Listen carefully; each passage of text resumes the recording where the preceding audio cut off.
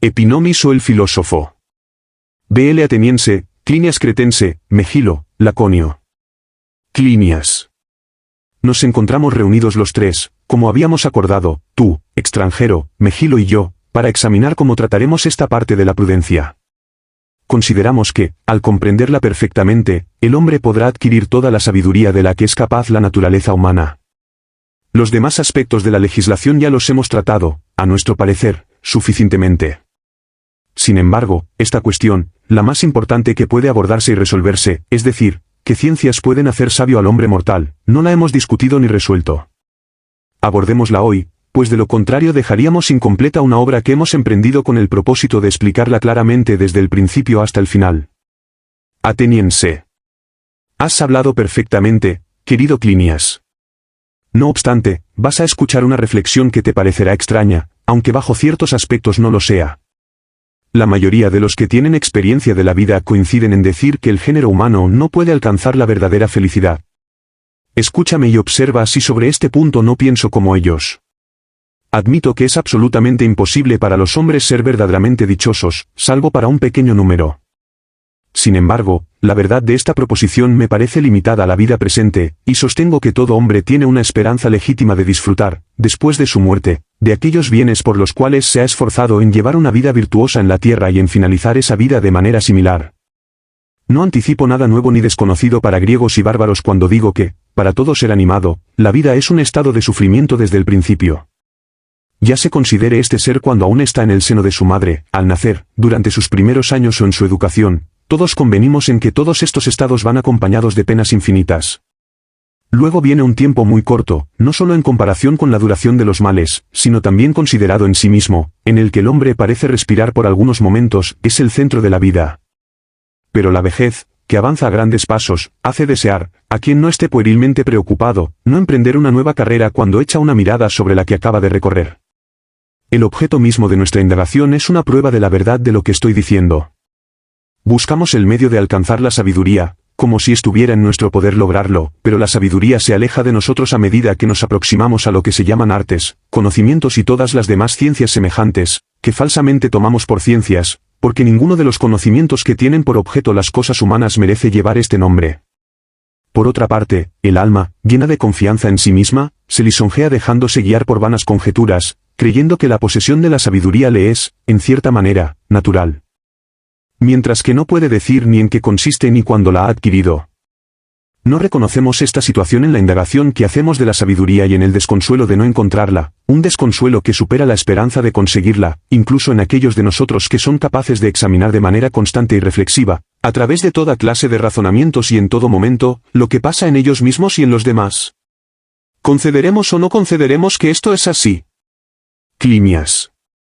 Lo concederemos, extranjero, pero conservando la esperanza de que quizá llegue un día en que, con tu auxilio, se descubra la verdad sobre el objeto de nuestra búsqueda. Ateniense. Por el momento, es preciso recorrer todas las ciencias que vulgarmente llevan este nombre, aunque no comuniquen la sabiduría al que las estudia y posee, para que, después de dejarlas a un lado, tratemos de exponer aquellas que, por servir a nuestro propósito, deben ser objeto de nuestro estudio.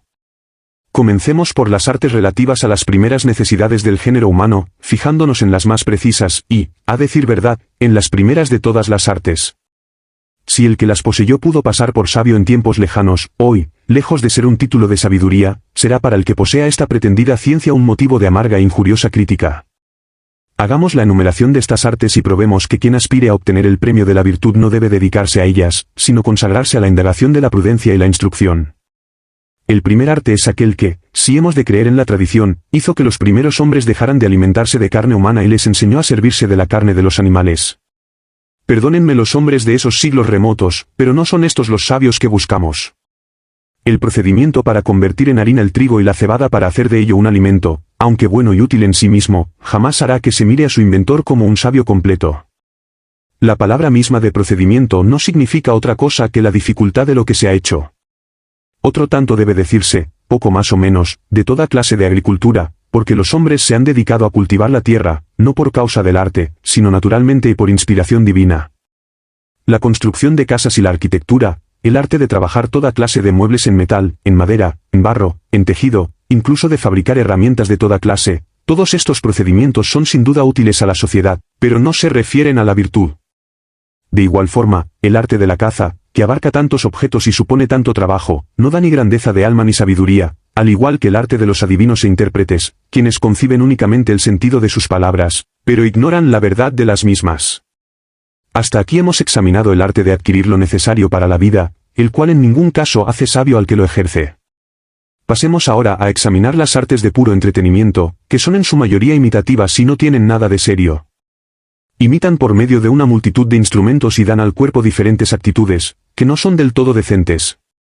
Unos emplean la prosa o cualquier tipo de verso, otros son hijos del dibujo y expresan una infinidad de figuras diferentes con materiales secos o blandos. Ninguna de estas artes de imitación ha hecho nacer la sabiduría en el alma de quienes las cultivan con el mayor esmero. Después de todas estas artes tenemos aún otras cuyo fin es ser útiles al hombre en una infinidad de ocasiones. El más importante y extenso es el arte de la guerra. Ejercitarse en este arte es muy honroso, pero en él interviene mucho la fortuna, y el triunfo se debe naturalmente al valor más que a la sabiduría. Sin duda, el arte de la medicina nos presta un gran auxilio contra los estragos que hacen en los seres animados las estaciones con sus fríos y calores extemporáneos y otros accidentes semejantes, pero ninguna de estas dos artes contribuye a la verdadera sabiduría, porque no tienen una regla fija y casi se apoyan solo en conjeturas inciertas. Confesaremos también que los pilotos y la gente de mar prestan algún servicio a los hombres, pero no habrá nadie que intente hacernos creer que entre estos hombres hay un sabio, puesto que no hay entre ellos ni uno que conozca la causa que levanta o sosiega los vientos, conocimiento esencial para la navegación. Lo mismo sucede con los que se dedican a defender el derecho de otro ante los tribunales con el talento de su palabra. Todo su mérito consiste en tener memoria y conocer cierta rutina, son capaces de discernir lo que pasa por justo en la opinión de los hombres, pero están muy lejos de conocer la verdad sobre lo que es la justicia en sí misma. También hay en el alma una facultad bastante singular, que contribuye a conquistar reputación de sabio, pero que ordinariamente es considerada como un don de la naturaleza más que como un fruto de la sabiduría. Consiste en aprender con facilidad, poseer una memoria vasta y firme, y recordar oportunamente lo que conviene hacer en circunstancias dadas, y esto con mucha prontitud. Muchos dan a esta facultad el nombre de talento natural, otros el de sabiduría, otros el de penetración de espíritu, pero un hombre verdaderamente prudente no consentirá jamás que se llame sabiduría a la habilidad de esta clase de personas.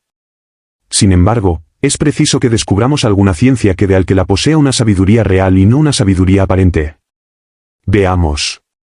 La indagación en que vamos a entrar no deja de ser difícil, puesto que se trata de encontrar, fuera de lo que acabamos de recorrer, una ciencia que merezca verdaderamente y con razón el nombre de sabiduría, una ciencia, en fin, que saque de la clase de artesanos y del común de las gentes al que la haya adquirido, haciendo de él un hombre sabio y virtuoso, un ciudadano justo y ordenado en toda su conducta, ya sea que mande o que obedezca. Por el momento veamos cuál es, entre todas las ciencias, aquella que, si el hombre no la hubiera conocido nunca o llegara a perderla, se vería reducido a ser el más simple e insensato de los animales.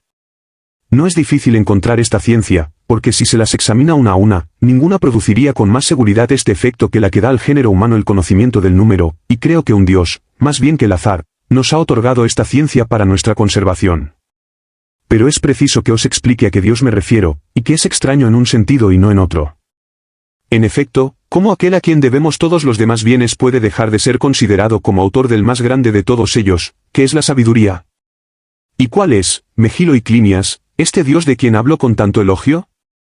Es el cielo, y a él es a quien de toda justicia debemos tributar particularmente nuestros homenajes y dirigir nuestras súplicas, como lo hacen todos los demás dioses y genios. Según confesión de todo el mundo, debemos a su liberalidad todos los demás bienes, y según nuestra opinión, él es quien ha descubierto a los hombres la ciencia de los números y la descubrirá aún a todo el que quiera escuchar sus lecciones. Llámesele mundo, Olimpo o cielo, importa poco el nombre que se le quiera dar, con tal que, elevándose a la verdadera contemplación de este Dios, se observe cómo se presenta bajo mil formas variadas, cómo imprime el movimiento a los astros que él contiene, cómo hacen hacer las revoluciones, las estaciones, la vida, los diversos conocimientos unidos al de los números, y todos los demás bienes, el más grande de los cuales es, sin contradicción, esta ciencia de los números, cuando se sabe utilizar para explicar todo el orden celeste. Pero volvamos por un momento atrás, para recordar con cuánta razón hemos creído que, si se quitaba el número a la humanidad, se haría imposible para esta toda prudencia. En efecto, el alma de un animal que esté destituida de razón sería incapaz de reunir nunca todas las virtudes. Ignorando lo que son 2 y 3, el par y el impar, en una palabra, no teniendo ninguna idea del número, jamás será capaz de dar razón de ninguna cosa, conociéndola solo por los sentidos y la memoria. Nada impide que haya otras virtudes, como la fuerza y la templanza, pero, privado de la verdadera razón, jamás se hará sabio, y todo el que no tiene sabiduría, que es la parte principal de toda virtud, no pudiendo hacerse perfectamente bueno, no puede por lo mismo llegar a la felicidad. Es de toda necesidad que el número sirva de fundamento a todo lo demás. Para explicarlo, sería preciso entrar en desarrollos más extensos que todo lo que se ha dicho hasta aquí, pero lo mejor que por el momento puede decirse, es que de todas las artes cuya enumeración hemos hecho, aun queriendo concederles de buena fe el nombre de artes, no hay una que pueda subsistir, ni una que deje de perecer por completo, si se suprime la ciencia de los números. A no fijarse más que en las artes, podría creerse con algún fundamento que esta ciencia no es necesaria al género humano sino para objetos de poca importancia, y sin embargo, esto ya es mucho. Pero si fijamos nuestras miradas en lo que hay de divino y de mortal en la generación, donde habrá de reconocerse el principio de la piedad para con estos dioses y el número por esencia, se verá entonces que no es dado a todo el mundo comprender toda la virtud y eficacia de la esencia de los números. Es evidente, por ejemplo, que la música en su conjunto no puede pasar sin movimientos y sin sonidos medidos por el número. Y lo más admirable es que esta ciencia, al mismo tiempo que es origen de todos los bienes, no es origen de ningún mal, de lo cual es fácil convencerse. El número no entra para nada en aquellas clases de movimiento en que no intervienen la razón, el orden, la figura, la medida, ni la armonía, en una palabra, en todo lo que participa de algún mal. He aquí de lo que debe estar persuadido todo hombre que quiera ser dichoso hasta el fin de sus días, y aun respecto a lo justo, a lo bueno, a lo bello y a otras cosas semejantes, el que no las conozca y las penetre mediante una opinión verdadera, jamás podrá dar razón de ellas de modo que se satisfaga a sí mismo y satisfaga a los demás. Vayamos más lejos y observemos cómo hemos aprendido a contar. Dime, ¿de dónde nos viene el conocimiento de la unidad y del número 2 a nosotros, que somos los únicos seres del universo dotados naturalmente de la capacidad de reflexionar? Porque la naturaleza no ha dado a los demás animales las facultades necesarias para aprender a contar. Pero Dios, en primer lugar, ha puesto en nosotros la inteligencia requerida para concebir lo que se nos muestra, enseguida nos ha mostrado y nos muestra todavía diversos objetos, entre los cuales ninguno más bello que el espectáculo del día. Del aspecto del día el hombre pasa al de la noche, que le presenta un cuadro completamente diferente, y teniendo constantemente en cuenta la revolución sucesiva de días y noches, el cielo no cesa de enseñar a los hombres lo que es uno y lo que son dos, hasta que el más estúpido haya aprendido suficientemente a contar, porque esta misma serie de días y noches enseña a cada uno de nosotros lo que son 3, 4 y muchos. Además, uno de los cuerpos celestes que Dios ha formado es la luna, la cual en su carrera, pareciendo tan pronto más grande como más pequeña, nos muestra sin cesar una nueva especie de día durante el espacio de 15 días y 15 noches, tal es la medida de su revolución, si se quiere unir todas las partes para formar con ellas un círculo, de suerte que el más estúpido de los animales, a quien Dios ha dotado de la facultad de aprender, concibe al fin lo que es el número. Hasta aquí, y en tanto que solo se trate de considerar cada número separadamente, todo animal que tenga la inteligencia necesaria se hará hábil en esta ciencia. Pero es preciso, a mi parecer, mayor esfuerzo de espíritu para combinar diversos números, y por esta razón Dios, habiendo creado la luna, como dije antes, con crecientes y menguantes, nos ha hecho ver por este medio la relación de los meses a los años, y nos puso por fortuna en disposición de poder comparar un número con otro número. De aquí igualmente nos han venido los frutos y la fecundidad de la tierra, que proporciona a todos los animales el alimento con el auxilio de los vientos y de las lluvias, distribuidas a tiempo y con la debida proporción. Si alguna vez este orden sufre alteraciones y cambios, no por eso hay que acusar a Dios, sino al hombre, que no vive conforme a las reglas de la justicia. En nuestras indagaciones sobre las leyes, hemos creído que en todo lo demás era fácil a los hombres conocer y procurar su más grande bien, y que no hay nadie que no pueda comprender y poner en práctica lo que hemos dicho, con tal que sepa distinguir lo útil de lo perjudicial. Hemos creído, dije, y creemos aún, que todo lo relativo a los demás deberes no ofrece gran dificultad, pero aprender a ser hombre de bien es cosa difícil. En efecto, lo que hemos ordenado para la adquisición de los bienes es posible, y si se quiere, fácil. Se sabe bien cuáles son en las riquezas los límites de lo necesario y de lo superfluo, como es preciso que el cuerpo sea o no sea afectado. En cuanto al alma, todo el mundo conviene en que debe ser buena, así como en que para que sea buena es preciso que sea justa, moderada y fuerte, y también dice todo el mundo que debe ser sabia. ¿Pero de qué sabiduría se trata?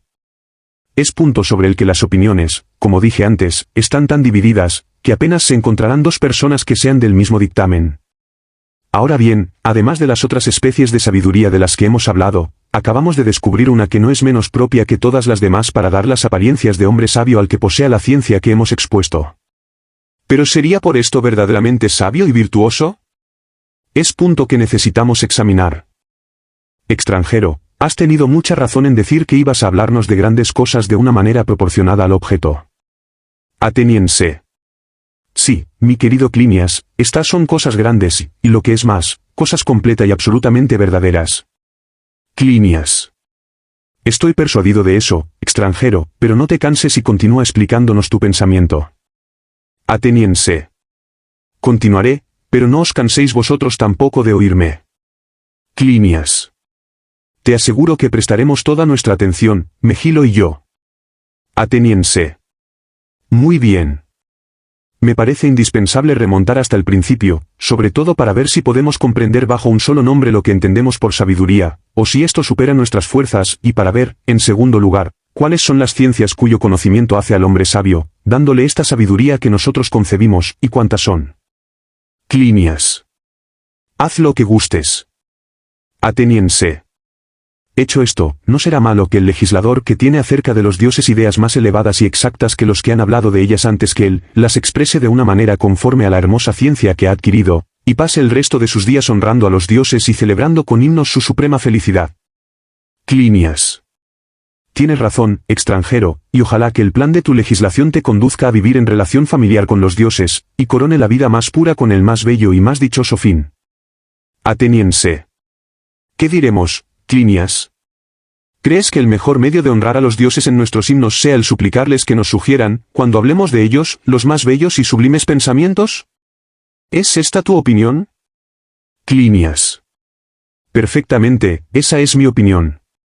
Y así, dirígeles una oración, querido mío, en la confianza de que te escucharán, y haznos a nosotros partícipes de las inspiraciones magníficas que tendrás sobre los dioses y las diosas. Ateniense.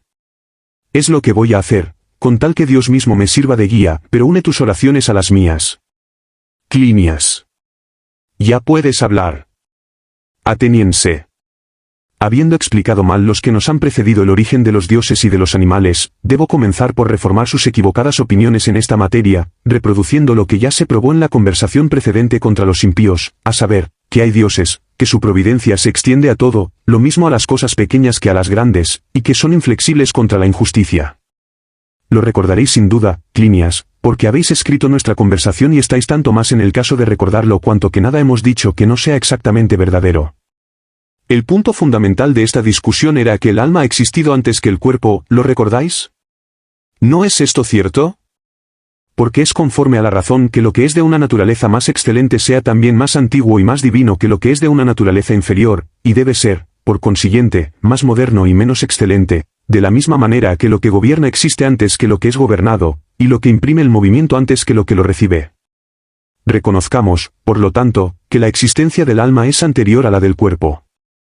Pero si es así, aún es más conforme a la razón que el principio de la existencia sea anterior a todo ser existente. Establezcamos como una cosa más conforme al orden que hay un principio del principio, y que deberemos tomar el camino más recto para elevarnos a lo más sublime que hay en la sabiduría, es decir, al origen de los dioses. Clínias. Tengamos eso por cierto en cuanto nos es posible comprenderlo. Ateniense. Dime, ¿no es una cosa muy exacta y muy natural que se dé el nombre de animal a lo que resulta de la amalgama y de la unión de un alma y un cuerpo bajo una misma forma? Clínias. Sí.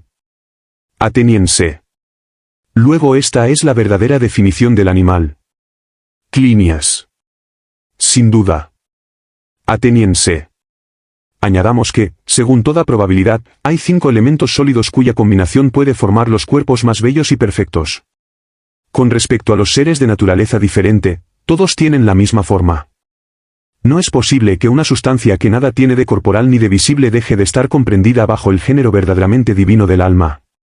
Ahora bien, solo a una sustancia pertenece la cualidad de formar y de producir, así como es propio del cuerpo el ser formado y producido y el caer bajo los sentidos.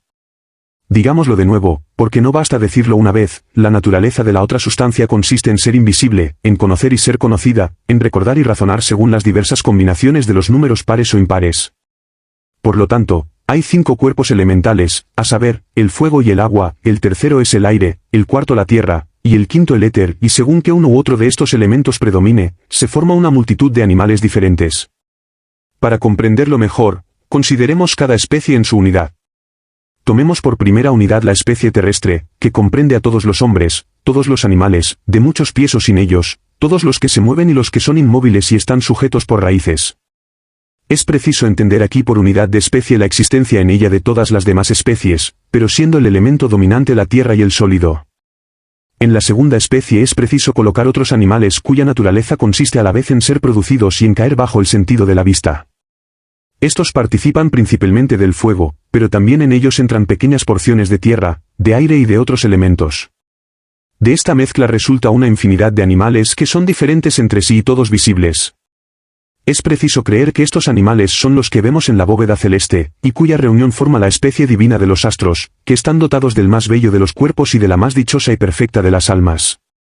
En cuanto a su destino, no es posible dejar de concederles o una existencia incorruptible, inmortal y completamente divina, o una vida tan larga y tan suficiente para cada uno de ellos, que jamás puedan entrar en el deseo de alargarla. Pero por el momento, fijémonos bien en la naturaleza de estas dos especies de animales. Diremos por segunda vez que una y otra son visibles, esta, si juzgamos por las apariencias, es toda de fuego, y aquella, toda de tierra. La especie terrestre se mueve sin ninguna regla, la especie ígnea, por el contrario, tiene sus movimientos arreglados con un orden admirable. Pero todo lo que se mueve sin ningún orden debe ser considerado como desprovisto de razón, y en este caso están, en efecto, casi todos los animales terrestres, mientras que el orden que reina en la marcha de los animales celestes es una gran prueba de que están provistos de razón.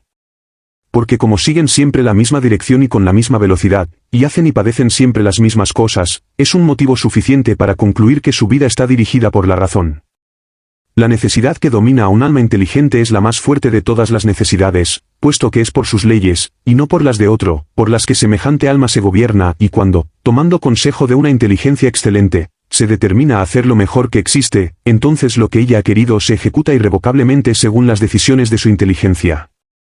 El diamante mismo no tiene más solidez ni consistencia, y puede decirse con verdad que las tres parcas mantienen y garantizan la ejecución perfecta de lo que cada uno de los dioses ha resuelto conforme a la más sabia de las deliberaciones.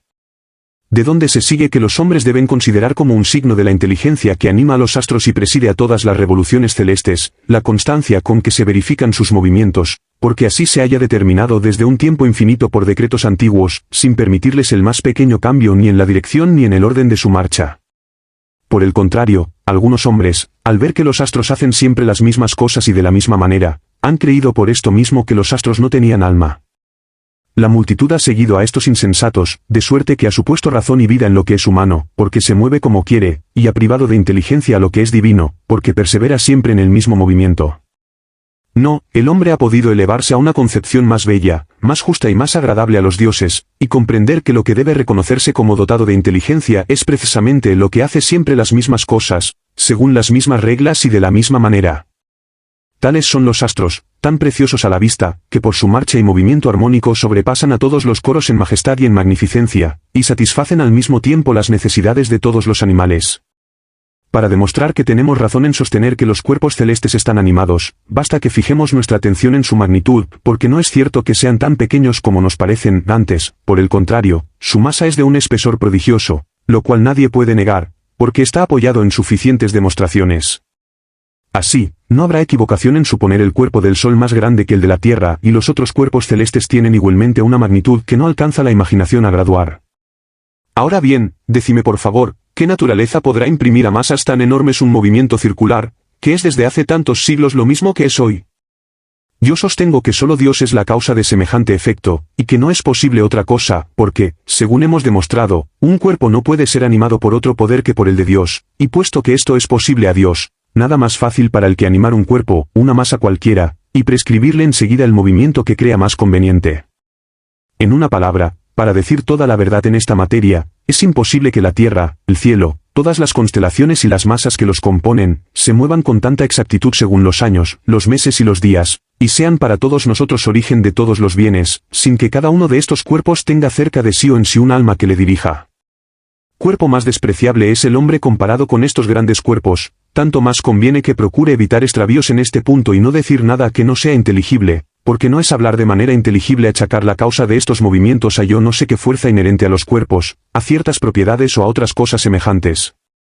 Volvamos a lo que dijimos y consideremos si hemos tenido razón o no para reconocer las dos sustancias que mencionamos, una espiritual y otra corporal, y en cada una multitud de seres que difieren entre sí como difieren aquellas una de otra, y una tercera sustancia que se encuentra en las dos primeras. En cuanto a la diferencia del alma y el cuerpo, la haremos consistir en que el alma tiene inteligencia y el cuerpo está privado de ella, en que el alma manda y el cuerpo obedece, en que el alma es la causa de todo lo que existe y el cuerpo no produce nada. Así, pretender que los fenómenos celestes son efecto de cualquier otra causa, y no son producidos por el concurso del alma y del cuerpo, es una locura, es un absurdo. Por consiguiente, si el sistema que proponemos debe preferirse a todos los demás, y si puede afirmarse que todos estos efectos son divinos, es preciso decir una de dos cosas, o que los astros son dioses y que se les debe honrar como tales, o que son imágenes de ellos y deben ser mirados como estatuas animadas de los dioses, desprendidas de la mano de los mismos, porque no se trata de operarios torpes y despreciables. No se puede, como he dicho, menos de conceder a los astros uno u otro de estos títulos, y si solo se admite que son estatuas de los dioses, reclaman una veneración particular, tanto más cuanto que no hay otras que sean más bellas, ni más comunes a todos los hombres, ni que estén expuestas en parajes más públicos, ni que puedan ser con ellas comparadas por la pureza, por la majestad y por la vida, de suerte que puede asegurarse que lo que digo es cierto.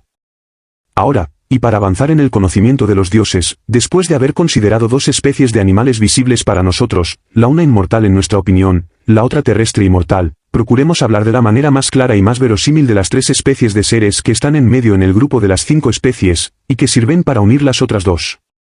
Después del fuego pongamos el éter y digamos que el alma forma de él una especie que, semejante en este punto a las otras especies, participa principalmente del elemento de que está formado, entrando los otros elementos en corta cantidad y solo en cuanto son necesarios para unir todas las partes. Después del éter viene el aire, del cual el alma forma otra especie de animales. En fin, la tercera especie se forma del agua.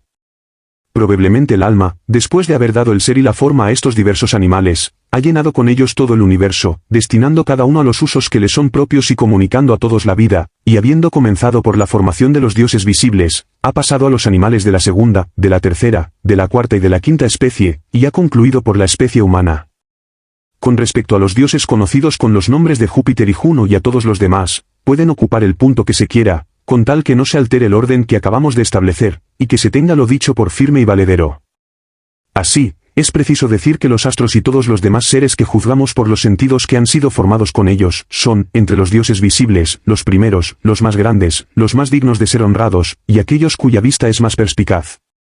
Inmediatamente después de ellos entran los demonios, especie aérea, que ocupan el tercer lugar, el del medio, y sirven de intérpretes a los hombres. Debemos honrarles por medio de oraciones para obtener de ellos dichosos anuncios.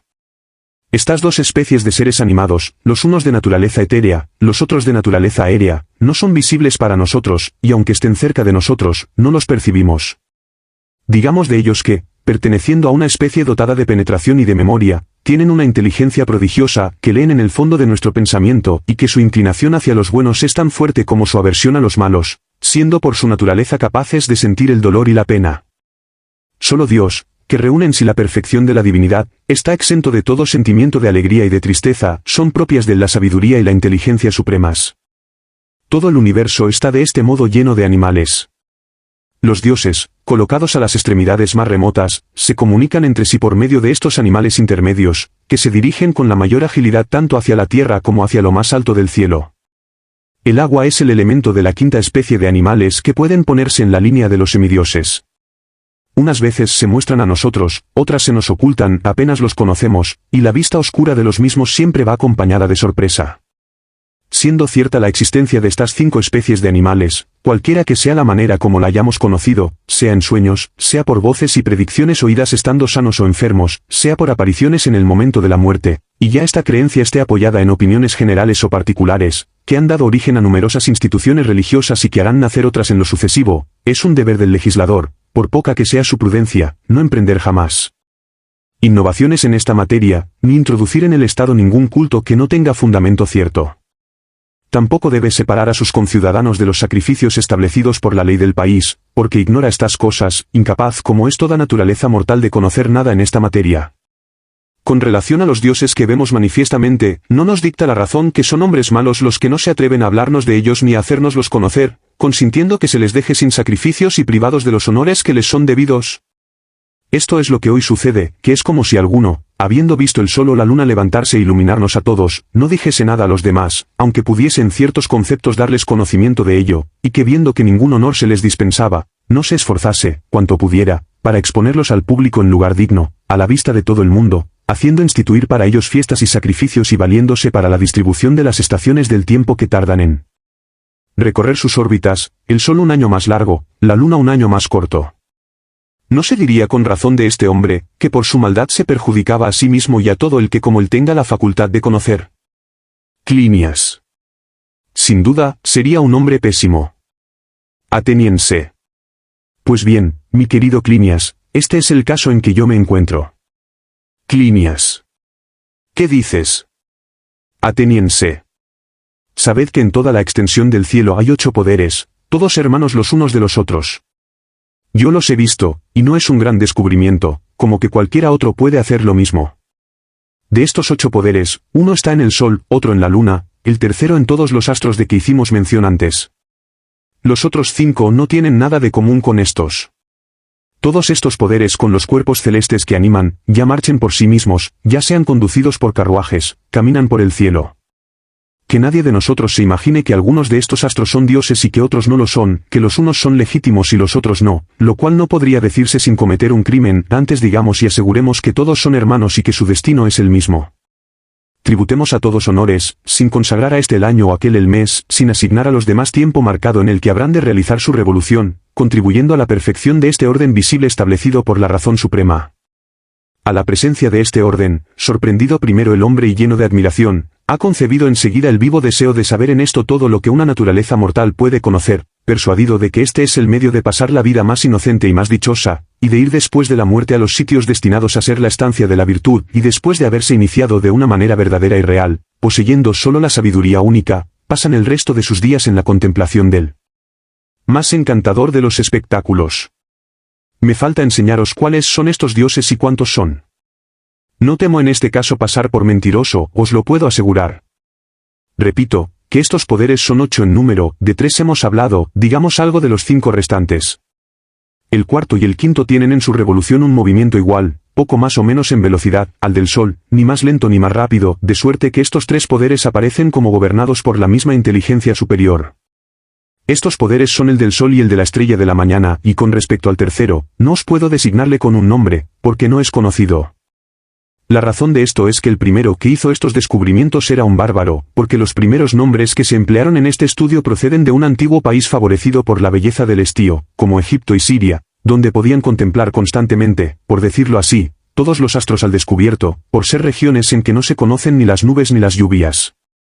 Sus observaciones, verificadas durante una serie infinita de años, son ya conocidas en todo el mundo y particularmente en la Grecia. Por esta razón podemos aceptarlas con confianza como otras tantas leyes. Pretender, en efecto, que lo que es divino no merezca nuestra veneración, o que los astros no son divinos, es una extravagancia manifiesta. Si no tienen nombre, ya acabo de indicar la causa. Algunos, sin embargo, han tomado prestado el nombre de los dioses, y así, la estrella de la mañana, que también es la de la tarde, parece llamarse Venus, nombre que, a juicio del sirio que se le ha dado, es el que mejor conviene a este astro. El otro astro, que marcha a la par con el Sol y Venus, se llama Mercurio. Aún hay 3 poderes que se mueven de izquierda a derecha como el Sol y la Luna. Con respecto al octavo, debe comprendérsele bajo un solo nombre, y no se le puede dar otro mejor que el de mundo superior, que siga un movimiento opuesto al de las demás estrellas, arrastrándolas en su esfera de acción, en cuanto podemos juzgar por nuestros conocimientos, que son muy limitados en este punto. Pero es preciso decir todo lo que se sabe, y esto es lo que yo hago, porque así se descubre en cierta manera la verdadera sabiduría a todo el que tiene una pequeña parte de la inteligencia recta y divina. Tenemos, pues, que hablar de 3 astros, de los cuales el de más lenta marcha es llamado por algunos Cronos, así como llaman Júpiter al segundo en lentitud, y Marte al tercero, que es el de color más rojo. No es difícil descubrir estos astros cuando alguno nos los hace observar, y, una vez conocidos, debe formarse de ellos la idea que acabamos de manifestar. También es indispensable que todo griego sepa que el clima de Grecia es quizá el más saludable de todos para la virtud. Su principal ventaja consiste en que su temperatura es un término medio entre el frío del invierno y el calor del verano. Sin embargo, como nuestro verano no es tan sereno como el de los países de que acaba de hablarse, no nos ha proporcionado sino hasta más tarde el conocimiento del orden de todos estos dioses. Pero tengamos en cuenta que los griegos han perfeccionado todo lo que han recibido de los bárbaros, y en cuanto al objeto que tratamos, debemos persuadirnos de que si ha sido difícil descubrir todo esto con certidumbre, debemos prometernos que los griegos, con su educación, con el auxilio del oráculo de Delfos, y su fidelidad en la observancia de las leyes, tributarán a todos estos dioses un culto realmente más excelente y racional que el culto y las tradiciones procedentes de los bárbaros. Tampoco debe detener a ningún griego el temor de decir que los hombres mortales no deben hacer indagaciones sobre las cosas divinas, porque debemos tener una opinión contraria, puesto que, no estando Dios desprovisto de razón y no ignorando la extensión de la inteligencia humana, sabe muy bien que, cuando es Él el que enseña, ésta es capaz de seguir sus lecciones y de aprender lo que se le enseñe. También sabe sin duda que Él es el que nos instruye con relación a los números y al arte de contar, y que de Él lo aprendemos. Si desconociese todo esto, sería el más insensato de todos los seres, porque en este caso se desconocería a sí mismo, como suele decirse, ofendiéndose de que el hombre aprenda lo que puede aprender, en lugar de regocijarse sin ningún género de envidia al verle trabajar para perfeccionarse con el auxilio de Dios. Sería materia de un largo y magnífico discurso el demostrar que las primeras ideas que los hombres expusieron sobre el origen de los dioses, su naturaleza y la calidad de sus acciones, no fueron ni razonables ni dignas de su objeto, como no lo fueron los sistemas que vinieron después, pretendiendo que el fuego, el agua y los otros elementos han existido antes que todo lo demás, y que el alma, que es una maravilla, es de una época posterior, que el principal y más excelente de los movimientos es el que los cuerpos han recibido en propiedad y mediante el que se mueven por sí mismos, comunicándose lo caliente, lo frío y otras cualidades semejantes, en vez de decir que el alma es el principio de su movimiento y del de los cuerpos. Pero hoy en día, cuando sostenemos que, estando el alma en un cuerpo, no es extraño que le mueva y le lleve consigo, nuestro espíritu no encuentra ninguna dificultad en creerlo, como no la hay en que pueda transportar un peso cualquiera.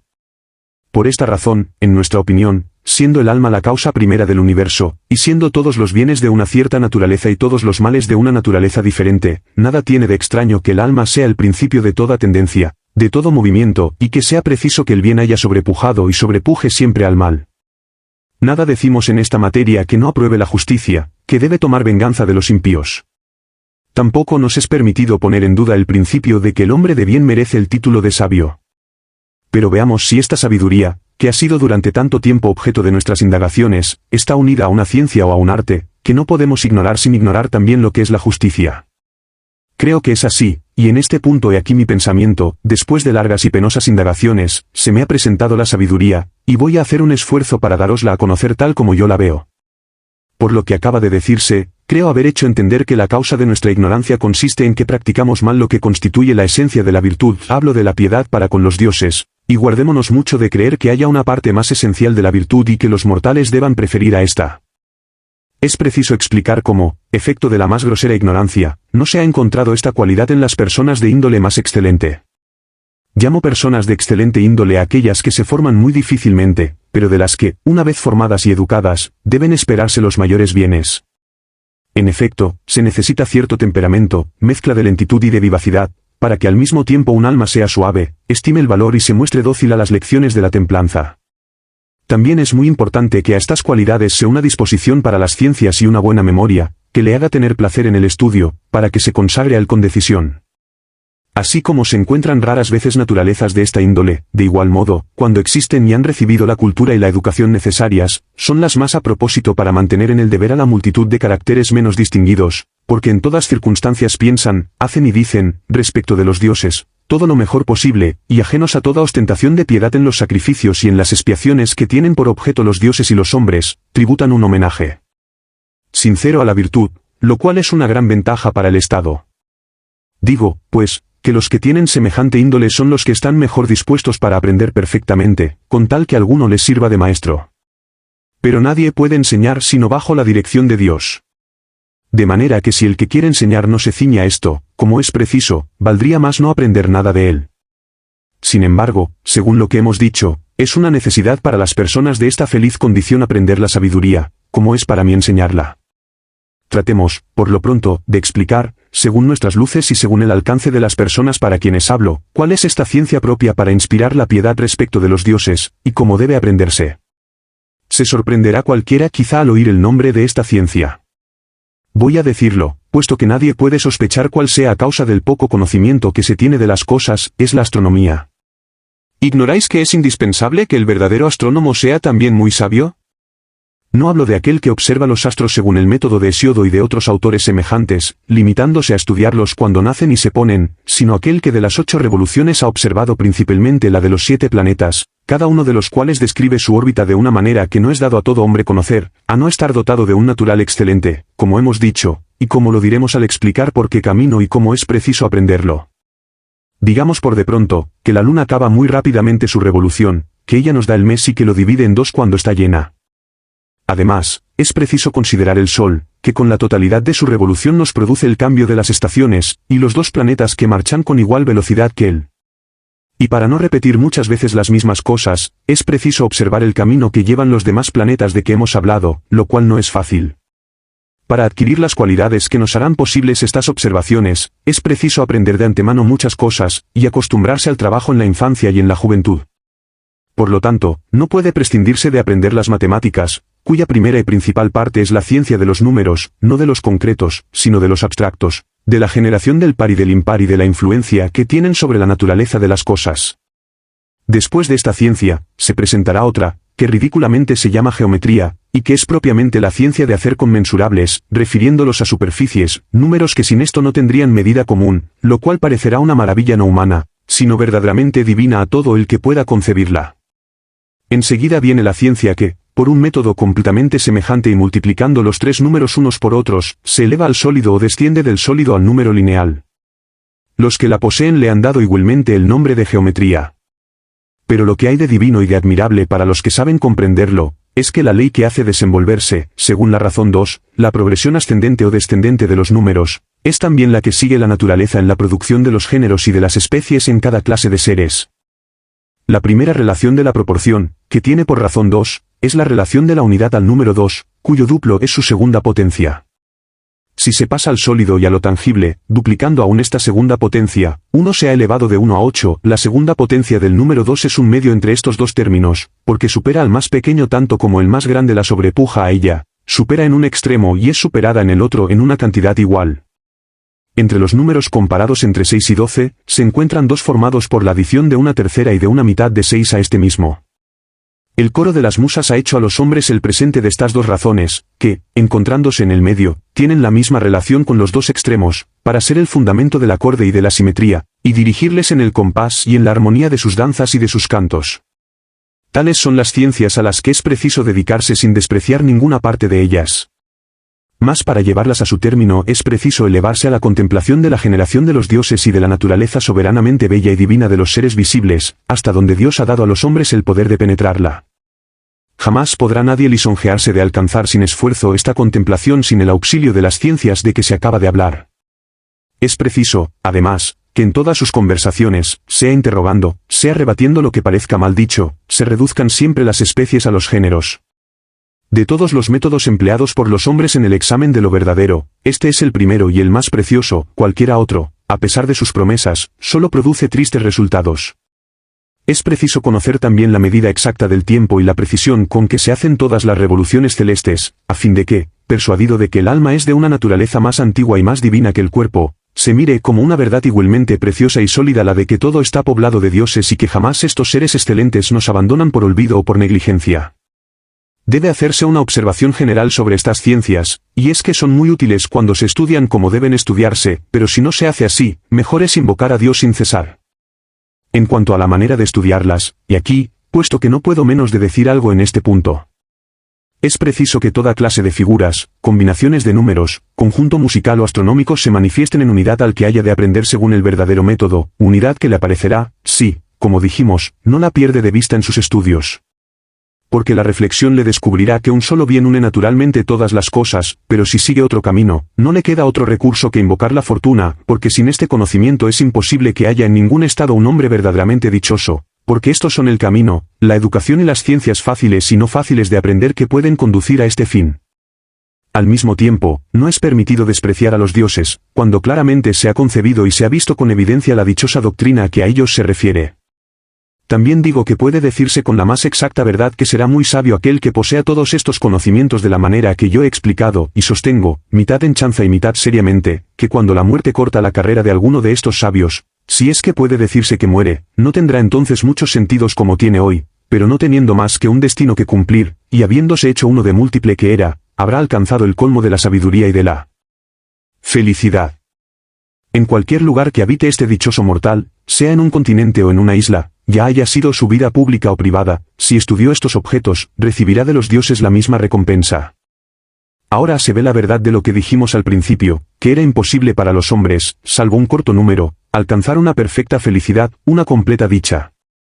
En efecto, queda demostrado que aquellos que han recibido del cielo a la vez una índole divina, prudencia y otras virtudes, y que además han adquirido todos los conocimientos que conducen a esta dichosa ciencia, ya hemos dicho cuáles son estos conocimientos, son los únicos que han adquirido y poseen completamente todos los elementos de la verdadera felicidad. Digamos, pues, aquí en la esfera privada y establezcamos por una ley en la pública, que los primeros cargos del Estado serán encomendados a estos mismos que han cultivado estas ciencias, cuando hayan llegado a edad avanzada, y que todos los demás ciudadanos, siguiendo sus pasos, se ocuparán en tributar alabanzas a los dioses y a las diosas. Respecto a nosotros, después de haber estudiado y reconocido suficientemente a los miembros del consejo que se celebrará antes de amanecer, no podemos hacer cosa mejor que exhortarles a todos a que admiren esta sabiduría.